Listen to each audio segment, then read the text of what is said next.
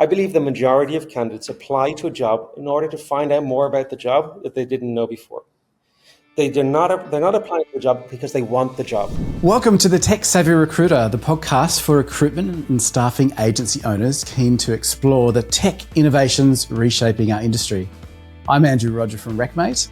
And I'm Belinda Kerr from Recruitment Garage, and together we're your hosts, bringing you a stellar lineup of tech experts ready to help you understand and, more importantly, benefit from the increasing array of tech available to you today.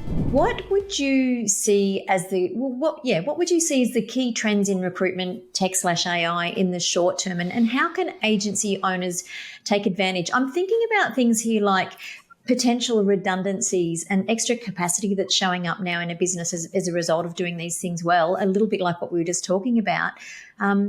Because I'm guessing that we have a lot more opportunity when it comes to things like marketing and redeployment of resources and people. What do you think about that?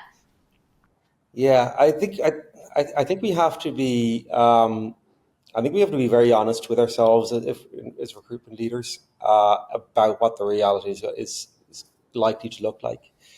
The largest employers in the world are going to push hard to get efficiencies by using AI into their organizations and getting higher profits, because that's what the shareholders want.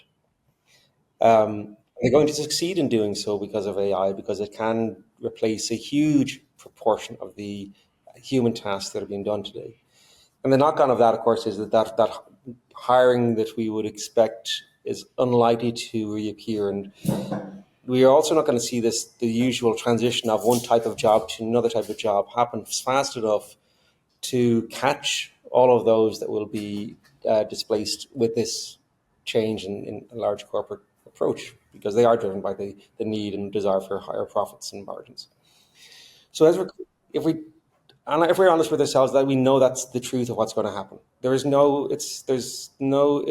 an absolute inevitability, because this is the nature of the beast. They are driven by profits. Their shareholders want them to lead to profits and higher growth and everything else, and that's what the markets are going to demand. That's what's going to start to happen. Then, as recruitment leaders, we got to say, okay, we're going to be looking at possibly a shrinking pond of opportunity to chase after. And at the same time, we're going to be thinking, well, should I be doing the same thing in my organization? And kind of thinking about, hey, can I use AI to streamline what I have here? And the answer is yes. It can change dramatically the amount of effort that's required at the moment to do any of the tasks. And then you can say, well, where am I going to put that extra capacity that I have? What am I going to do with it? And this is actually one of the hardest parts of the transformation journey right now that this type of AI brings. Because it's very easy to take a point solution and say, I'm going to use AI to write my job submissions or my job adverts or my this here. And doing that one point task, it's very easy to say, okay, I'm going to let all my recruiters use that. That's no problem. That's easy. They'll get an extra half an hour a day, maybe an hour from doing that. That's great. And you're running yourself down a drain where your cost base is so much higher than your competitors, and you're chasing after a smaller pond of opportunities. So that's the risk of going the piecemeal a little bit at a time. The harder part, though, is as a leader, when you look at saying, actually, this has the potential to replace a large chunk of what is currently human effort at the moment in my organization, I then need to figure out, what am I going to do with that extra capacity? Okay, some of it I can say I'm going to get a much higher white glove service to my candidates and to my clients. And it's great. That's a wonderful thing. I can now put a lot more effort into that.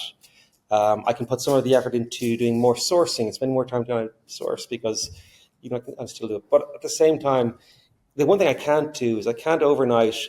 If you imagine this AI, and what our numbers show is that it replaces about 70% of the effort that's involved in on a general recruiter's desk, not a 360, but a general kind of recruiter. If you take 70% of that effort out and you say, well, actually, what am I going to do with that 70%? You can't get 70% growth in sales overnight. So you're going to say, well, I'm not going to get the sales up to keep everyone busy. What am I going to do with that? So there's going to be some people who will not fit the mold for the go forward. But the hardest part for any leaders to say, which ones are going to do what?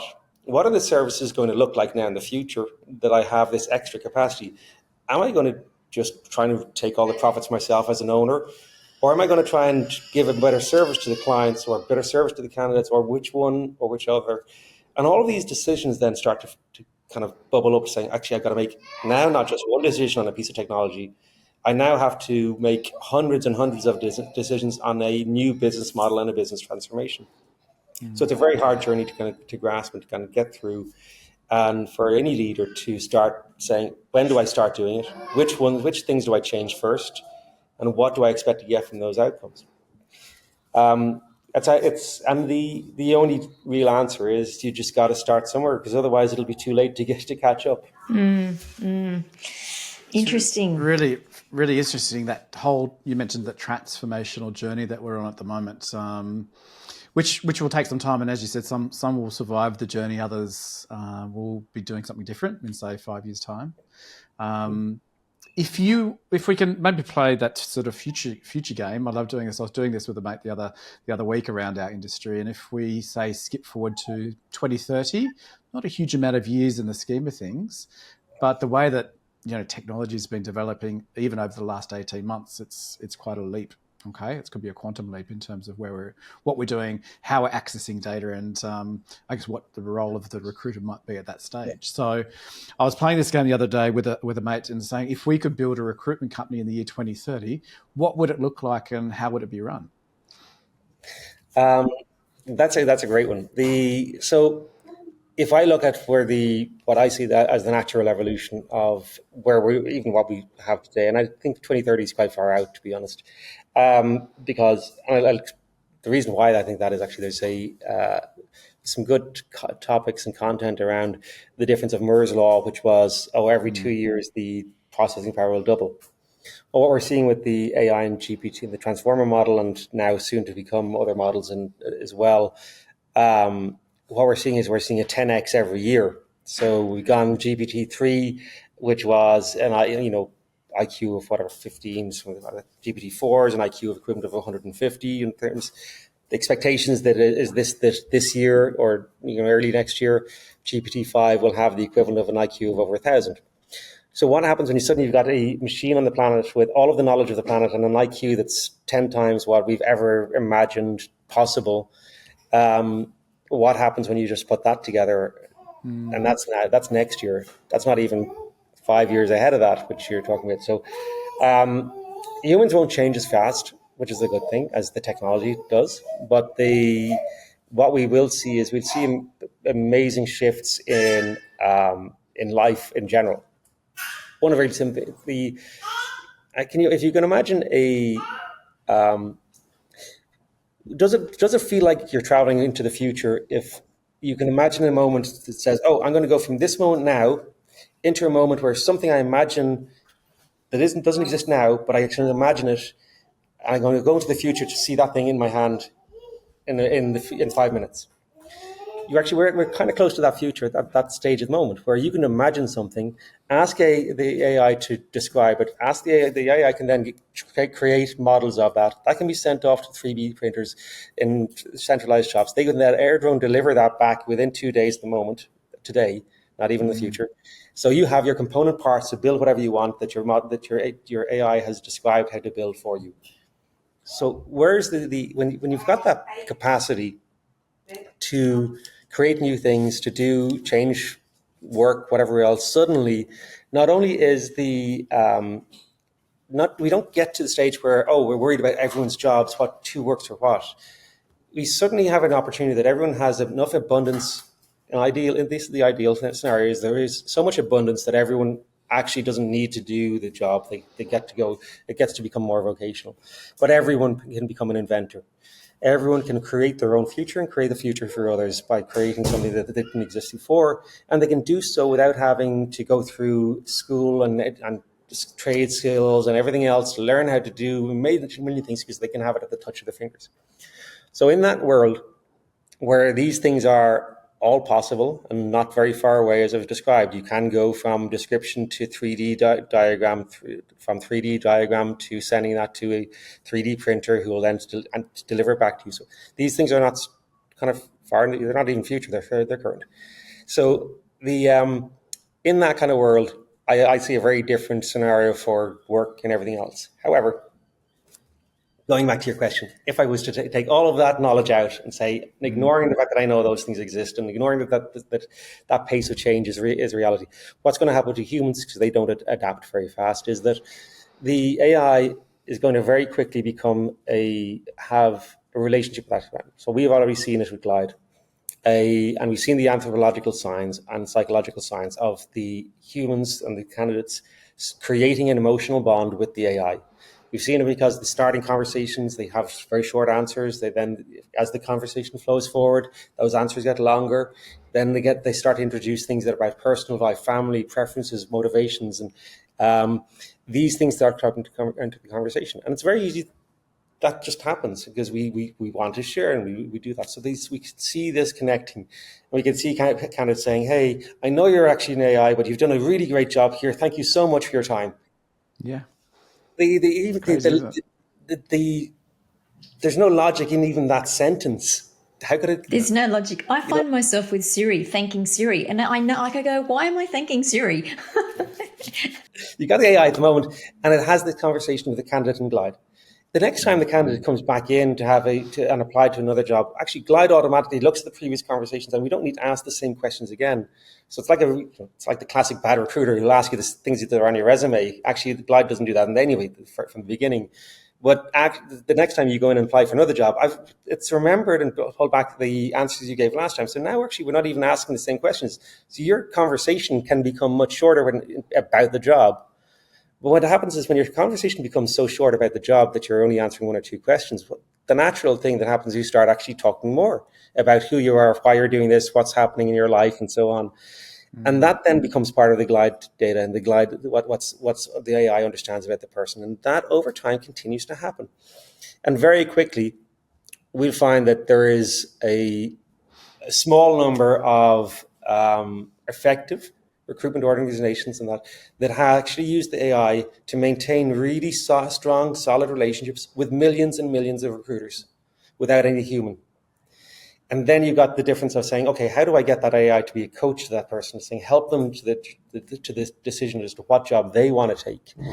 And then you're in a very different future. So I think that's where the future is. The future becomes that the scale of that we can reach with AI for personal unique experiences and unique relationships that understand my needs, my preferences, and my desires, and act for me to find this career path, choice, education, or otherwise that suits me, my life, my family, my history, my everything.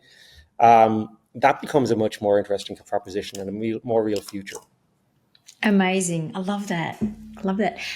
Hey, Rod, we might have covered this already, but I'd be interested to see if you feel like there's anything else here to say. So we all know that the recruitment model largely is flawed. You know, you just got to think about contingent recruitment for a start and the candidate experience that we've been talking about.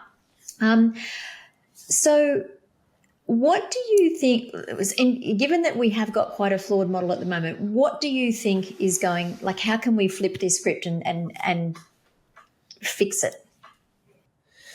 Yeah, this comes down to that ability to have a conversation with everyone at once.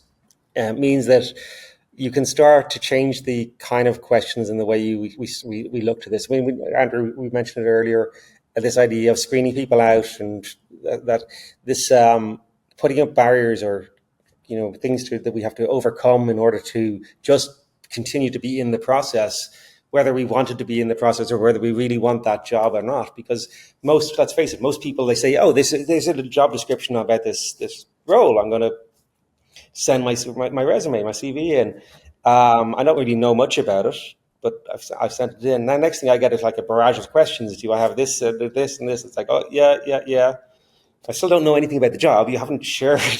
I don't really know I want to work there or what it's really about, other than the same job spec and job advert that's going around the globe for the last 6 or 10 years. That's literally copied and pasted into 90% of roles. That has just been regurgitated over and over again. So I don't know this job any different from any other. And I'm not going to, because I'm probably, applying to many of the same type of role with many of the different, which are probably look exactly the same with many different companies. I'm not going to research every single company to try and understand whether or not that's the right one or right fit for me, because guess what? Most of the applications will go into deaf ears and nobody's going to reply to me anyway. So of those applications, 80% of them are going to go nowhere. So if I'm going to research every company I apply to, I'm just going to waste a whole lot of my time. I'm already going to waste a whole lot of my time applying anyway, because nobody's going to respond to most of those cases. And then after that, I'm also going to waste a whole load of my time, because the recruiter that does respond is probably doing a contingent work job where there's 5 other recruiters also trying to hire for that same job. And he's got another pool of another 50 or 100 candidates that he's trying to talk to and juggle in the meantime. And I'm just going to spend a lot of time answering questions that I still don't know what the job is actually about and whether I want to do it. So my view on the whole thing is that we are asking as recruiters, we do a huge amount of work and effort for no return. And we go into it and we think it's a numbers game and it's okay to do that. But actually all we're doing is we're just thinking if there was any other system on the planet, you imagine like how your governments are run. If you said, 80% of the things they do every day and 80% of what they spend and going to zero, it was just completely wasted. I mean, I don't think any government is going to survive the next 3 months if 80% of actually what they did got to zero return, or zero was just wasted. And no one would ever accept that in any kind of circumstance. Or I'm going to generate power, I'm going to burn coal, and I'm going to take 20% of the energy, and the other 80%, I'm just going to let it go. That's what we're doing. We're just like burning it, and that's continuing. So that model is horrendously broken from a waste and utilization point of view. And like I said, that per candidate who's also now not just the recruiter time we're wasting, but we're also wasting all these candidates' time, because they're applying and not getting responses. They're answering questions and not getting any feedback. They're going forward in the process and doing things to jobs they don't even know what they're like and whether they want to do them or not still. So I think let's scrap the whole thing. Let's change the whole line. Let's say, why not first off, let's give every candidate the chance to have a conversation about the role, understand what it is that's important in that role for the employer, but also understand more about it for themselves. Then decide if it's the thing they want to continue to do. And if they actually make a conscious decision to say, you know what, I do want to commute every day to this place at 7 a.m. and I will be there on time. And I commit to, I'm going to do that job and I want to do this because I like this. This is the reasons why I want to do it. And this is where I'm going.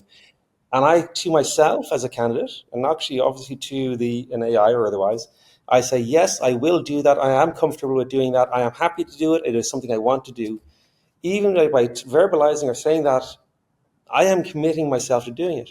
So the likelihood that I will follow through on that is completely different to somebody who've just said, yes, I'm 15 miles from there. Why do you ask? And it's like, I didn't say I'm kind of happy to do that job. I didn't say I'm happy to commute the 30 minutes to go there, because otherwise actually my current job is only 3 minutes away. I just told you I'm less than 15 miles away. That's all. Yeah. There's a very different way of doing this. So if you start by giving the candidate up front, and that's this is maybe I missed saying this at the beginning, and this is really what I believe to be true. I believe the majority of candidates apply to a job in order to find out more about the job that they didn't know before. They're not applying to the job because they want the job. That's a great distinction. They want more about it. And all of the things we do as recruiters to date is we assume that they want the job, and we put these barriers up and try and filter them out. And actually, they don't know what job they're going for, really. They want to find out more about it. So they go through these hoops in order to get the recruiter so they can actually ask them, so what is this job like? And what do I have to do? And who's it for? And they've gone through all this effort, and there's loads of people who would have maybe liked it or whatever else, but were just glossed over or didn't have the right keywords or whatever excuse or version you want to do for it. But the reality is their time has been disrespected. They've been allowed to waste effort. They've been allowed to feel bad about themselves by not getting responses for jobs they thought they could do. They've been, we've put this industry and this journey into a place where it's an ordeal, it's unpleasant, and it needs therapy to get through it. Thankfully, the recruiter's there to give therapy to a very small number and coach them from point A.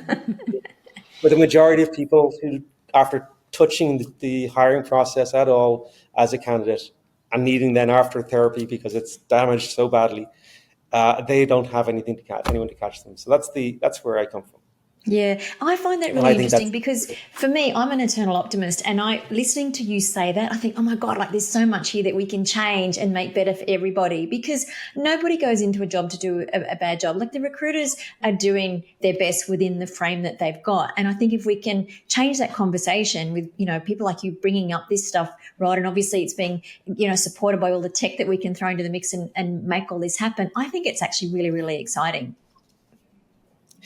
I'll tell you the real kicker though for this is that all of the things I've talked about, and these approaches and this type of conversation, this type of process, and the AI doing this from the top of the funnel, the job distribution all the way through, all of that stuff is what Glyde does. But the real kicker in this is that actually we can go from zero to actually live with clients in a matter of hours on Glyde, with near zero human interaction and near zero change in the actual process.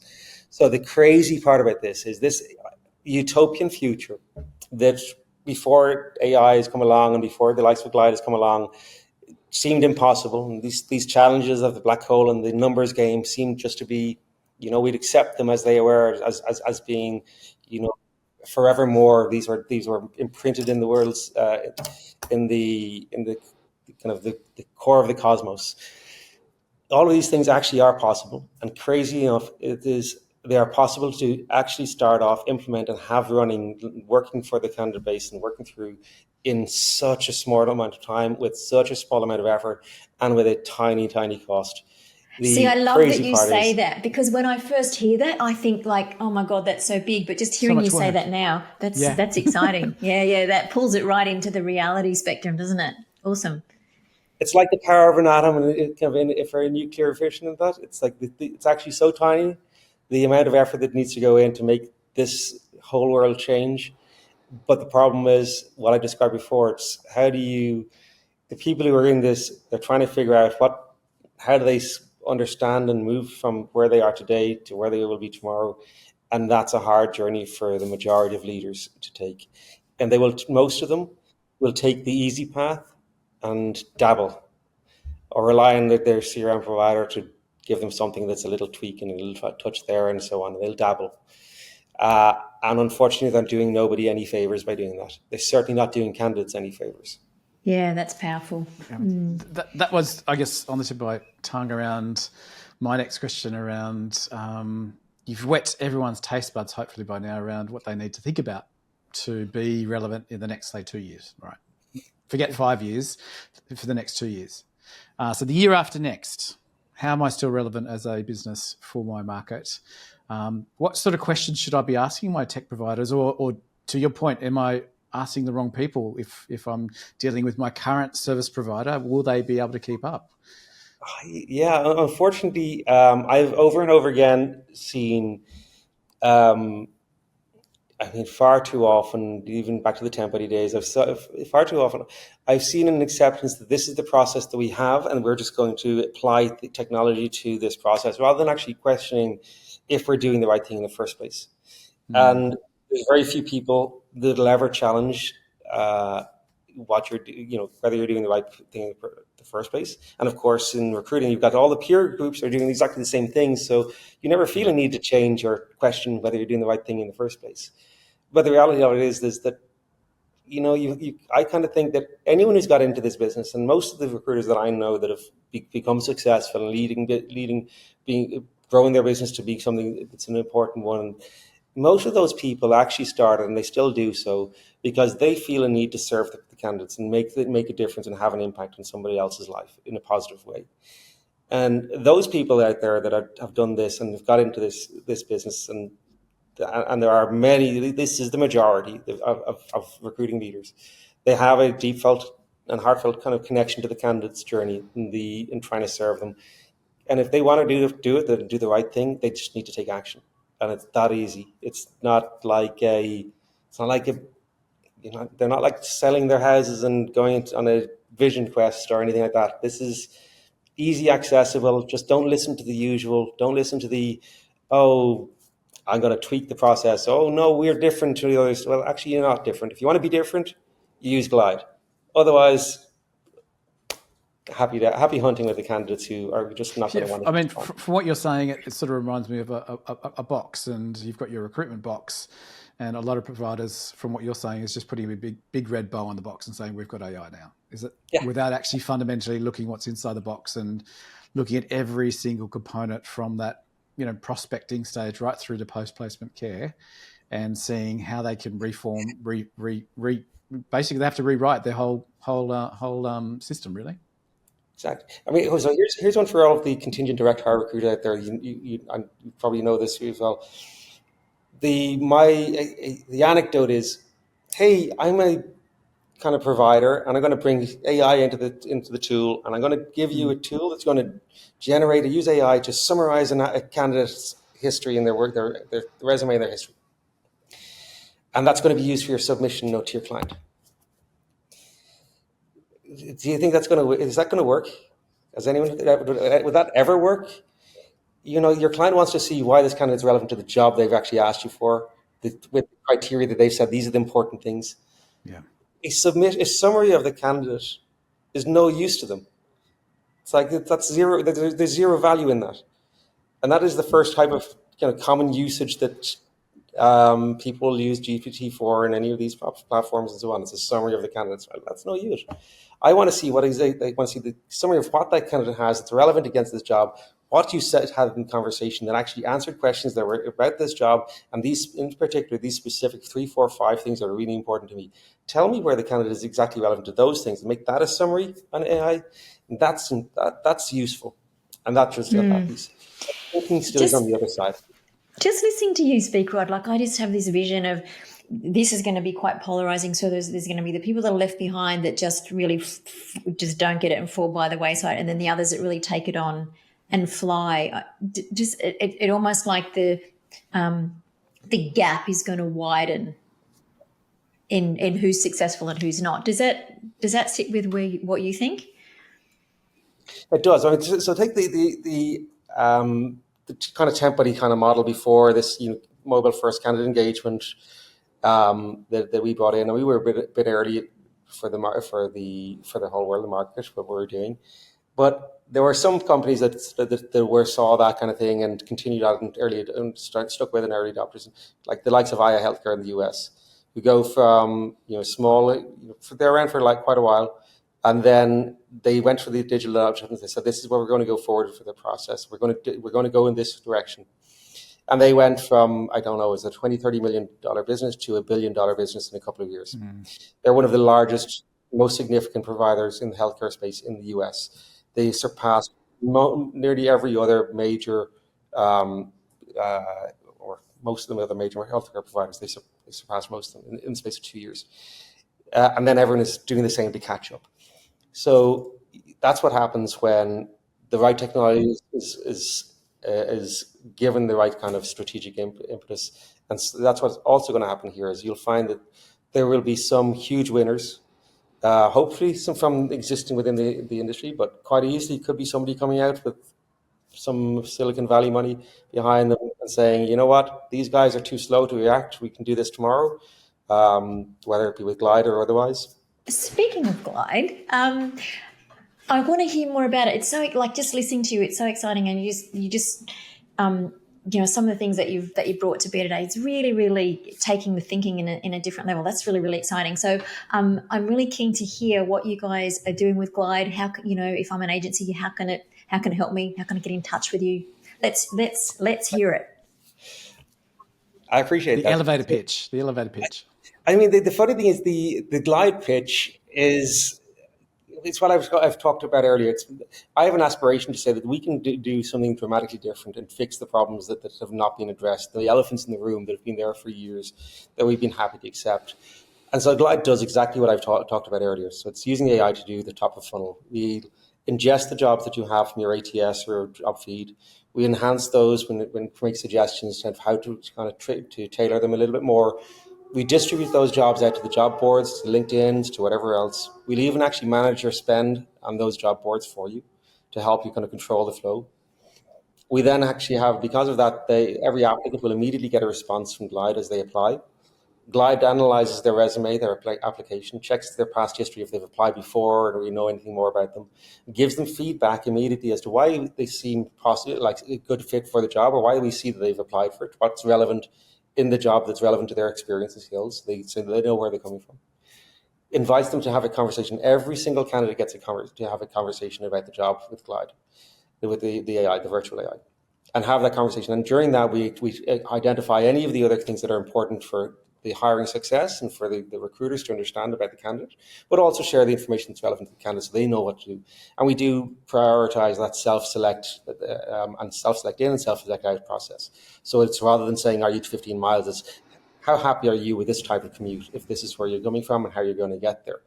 Those kind of elements. We do all of that in the conversation. And then we summarize it and we give the candidate feedback afterwards. Say, if it's dispositioning, it's like, well, here's why you probably won't get a call back from the recruiter for this role at this time, for these reasons specific, and proper constructive feedback onto that role as to why that might be the case. Or otherwise, hey, it looks like you're a really good fit for this role. We've actually asked the recruiter to put you on the list and reach out and contact you and bring you through the next steps, whatever they might be. All of that with zero human input that can be done and is being done in a fraction of time, implemented in no time at all. But the great thing is what we see is from apply to having the conversation, we convert, there's about 55 to 70%, depending on the type of role, go from apply to having a conversation. From the kind of conversation, then all of that, they then get the feedback in the conversation and move forward to the recruiter otherwise. That happens inside 2 hours as a median time. The conversation itself is a 10, 12-minute conversation. But all of it happens from the time of apply to having feedback and knowing if you're going forward or not is in 2 hours, and the recruiter's on their desk. So your hiring funnel goes down from what we did this recently. We had a hiring for a developer. So it was a week-long journey. It was advert out, applications in, screen, 2 stages of interviews, and into the final stage within a week.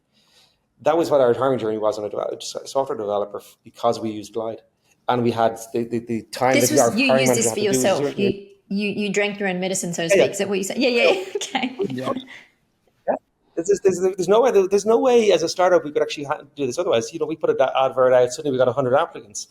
I mean, we'd spend. I don't have a dedicated recruiter to go through all of this, so I'd have to spend all day looking at these resumes, figuring out which one, reaching out. Can you contact me? Want to set up an interview? Tell me a bit more. I'd never get anywhere. I'd never any. So Glyde making that possible in a week with our the limited resources, handling and of course as well giving that feedback to the candidates all the way through. So as an employer brand, we look stellar as well, because when this is happening and you've got people through, instead of putting into your database the 80% of people that you never talked to, that you've ghosted, and thinking that they're going to give you referrals later on when you're asking for people to help fill other roles, or thinking that database is valuable in some way, when actually all you've done is you've put 80% of the people in there that actually really hate you because you've ghosted them. They don't like you at all. That's the majority of people in your database. Glyde changes that completely. It says that, hey, you know what? Everyone's going to have a really good experience. It's the best experience we can give them. And they're going to have the option to self-select their way out, saying, no, I actually don't want to do that commute. I don't like that journey. I don't like that type of role. I don't like using those tools. That's not what I'm going to do. And I can go through that journey. And then they're in your database. So the next time you reach out, you say, hey, I would have got a job. Would you apply again? I said, oh, yeah, I'll find out more about that I'm job. happy. I like you. Yeah, okay. Process. Rod, are there particular parts of the market or sectors that it works best for, or is this just something that's applicable for all agencies? So far, we found that it works in everything, whether it be CDL drivers, whether it be accountants, general labour, junk collectors. Great. I mean, this cybersecurity. I mean, we've seen it work really. Everything. And everything, yeah. That's exciting. That's amazing. I love that. It's really exciting. Finally, love this conversation. To really say, let's change something that's broken, and let's look at it a different way, and let's see. Let's show the world how it can be done. Let's start respecting people's time and giving them a journey that's a hiring journey, not a hiring. What's the word? Oh, pain in the neck. Suffering. Yeah. Cool. I think Sorry, Andrew. It'll enable us to partner really. I was going to say, I think it's going to enable us to partner with so many more people in a more meaningful way, really.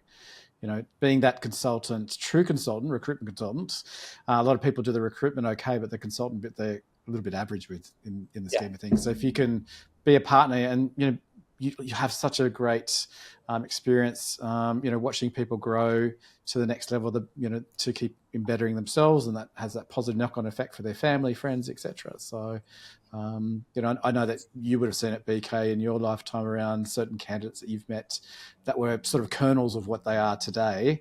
And, the more people that we can help on that journey, I think unless you're recruiting doctors and nurses, you're probably not saving lives, let's face it, but you can be changing lives in our world, right? In a very dramatic way. That's right. And, history teaches us some lessons, doesn't it? If you're the sort of recruiter that's placed people 2, 3, sometimes 4 times in their career, we're really leveraging something there, aren't we? So if we can replicate that, sort of bottle that up and replicate that to a higher degree with AI and tech, even better. Andrew, so GlydeTalent.com, just for if I didn't get to say that. Yes, I realised that. I was going to come back to that. Let me just go. Okay. So Rod, where can people get in touch with you? I'm LinkedIn, Roderick Smyth, or GlydeTalent.com is the website to find out more. And we'd love to talk, share the discovery, the journey, and anything else we can in the meantime. Amazing. Thank you. Well, if I still had an agency, I would be on the hot phone, on the front foot, talking to you for sure. I think Andrew's got one last question for you. Listen, I think we covered everything, BK. We've got huge favourite piece of tech? I've just been excited. Yeah. Do you? I think I might know the answer to this question, but Rod, do you have a favourite piece of tech at the moment in the recruitment world that you can let our viewers know about? Glyde. I mean, Glyde. I love it. It's self-serving, but I mean, honestly, I haven't been as excited about anything in a very, very long time, if ever. And I can't say that there's anything that I would be anywhere near as excited about in any other sector. Fair enough. Fair enough. Yeah, I think. I mean, it's really evident in the passion that you've had throughout this whole segment, and we've covered such an amazing amount of landscape. I've got so many follow-up questions that I'm going to look into, and I'm just about to ping you for some extra time around Glyde because I know that it can help a lot of our customers that we serve as well. So yeah, expect an email from me shortly. Amazing takeaways there. There was some real little golden nuggets. What I absolutely loved about this conversation was almost making the human more human, which, is counterintuitive as that is, like having those conversations and we as people knowing that's happening, but being okay with it, which is kind of interesting in itself, isn't it? So that was amazing. And the 70% of, like when you're talking about recruiters, not the 360s, but the 70% of the actual recruiter time being able to be filtered into that, like that just opens up so much more opportunity for companies. And I think that's super exciting. And, there was a ton more, but they're the ones that sort of sit top of mind. So it's been an absolute ton of fun. You've been like pumping us full of golden nuggets. I wish you all the very success. Well, not that you'll need it from me, but I'm sure it's, you guys don't need my support, but you're going to do amazing things with Glyde. And I can't wait to see where that goes. And we, maybe at some point we can get you back again to give us kind of the 2.0 version perhaps. But thank you so much for joining us. I think we need to have Rod back on this time next year just to see that evolution process, and we'll check back with all those little those crystal ball things and see where we're at with it. Yeah, I'm sure. For sure, that'd be brilliant. Yeah, we can see these are my predictions, and we'll see if they come true. Absolutely, love to. Thank you so much for your time. I really enjoyed it. It's been great fun. I love talking about this with passionate people, and you guys clearly, you still carry that passion for what you started out doing in recruiting, and it's evident and great fun to spend time with you. So really 100%. Thanks so much, Rod. Thanks a million, Rod. Thanks for joining us for today's episode of the Tech Savvy Recruiter. If you like to stay up to date with the latest recruitment trends and insights, make sure that you remember to subscribe so you don't miss an episode. And also, if you'd like to speak to Andrew about turning your tech stack into your secret weapon, or myself around creating an agency that delivers you more money, more meaning, and more freedom, we'd absolutely love to chat. Reach out to us on LinkedIn. Thank you so much for your support. We look forward to seeing you next time.